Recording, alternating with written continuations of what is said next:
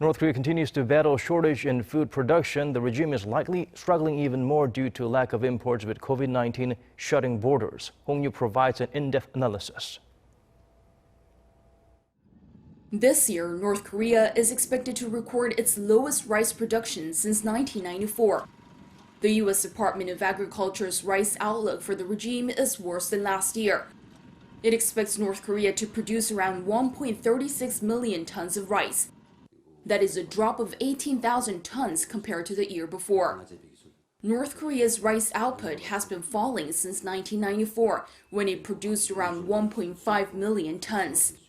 Considering the shortfall between supply and demand for rice in North Korea, the U.S. Agriculture Department predicts the regime will have to import 220,000 tons of rice. And it's not just rice that the North is short of, but food in general.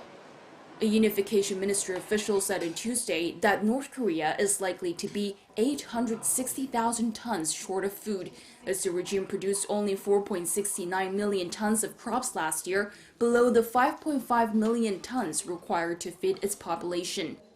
With its borders shut to prevent the spread of COVID-19, Pyongyang's food crisis is likely to get worse.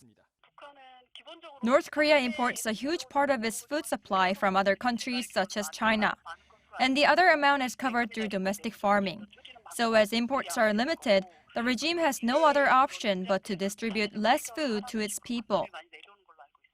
In efforts to overcome the food crisis, North Korea is focusing on raising rabbits. North Korea's official newspaper Nodongshinmun reported Wednesday that it is encouraging people to raise rabbits. The experts said rabbits are a main source of protein for North Koreans, and there is also help from the North's neighbors.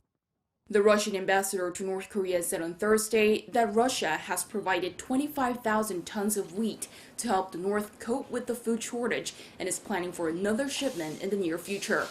Hong Yu, Arirang News.